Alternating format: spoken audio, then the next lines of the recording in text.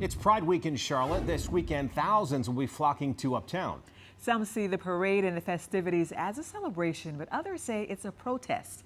Down to their shirts. This is the t-shirt those at Time Out Youth will be wearing. No rainbow colors, instead black and white protest signs. To show our young people that we're fighting anyway while we're out there marching and celebrating at the same time.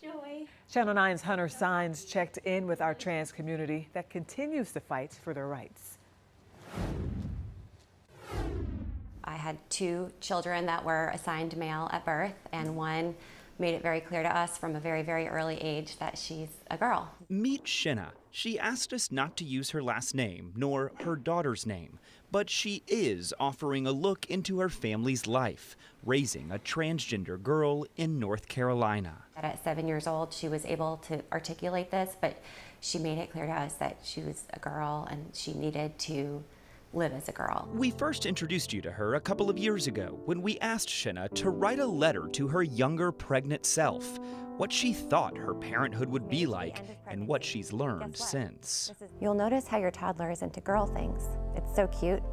He doesn't know yet. They aren't for him, but they can be. Her daughter is now 11. She's thriving. She just finished elementary school. She's heading off to middle school in a couple of weeks. She knows her daughter is a lucky one with a supportive family and accepting friends. Just letting her be who she is one of the best parenting moves that we've done. But Shinna knows that can be unique. We are still fighting. We are fighting for our young people. And so does Sarah McHale, the CEO at Time Out Youth, a community center offering a lifeline of support to LGBTQ youth in Charlotte, including transgender kids, teens, and young adults.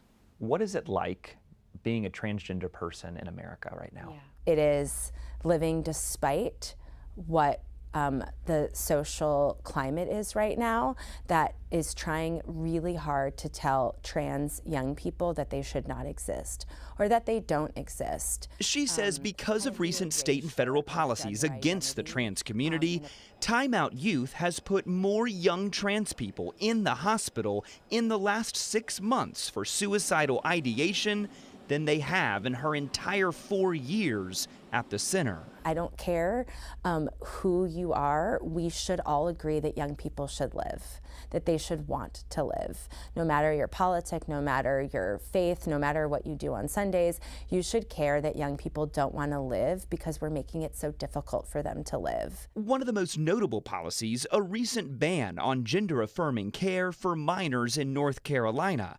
Care McHale says is critical. Will have life or death impacts. If you cannot align with who you are legally, medically, then many people will feel like, what's the point? I see a tween girl who is coming into her own. Shinna knows her daughter is fortunate. They travel out of state for her gender-affirming care. But as a parent, she's still anxious about the future unknowns.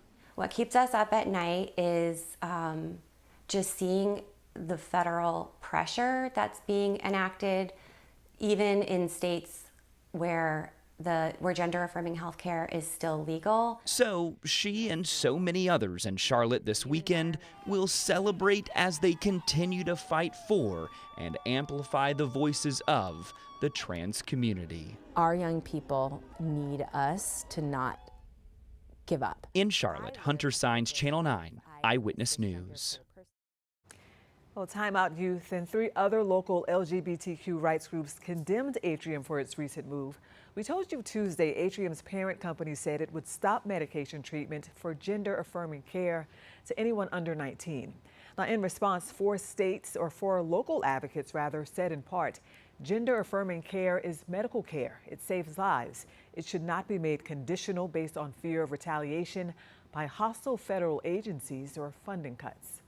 Atrium's parent company told Channel 9 Tuesday they're reaching out to patients to make them aware of what it means for their care. They're also setting up a hotline.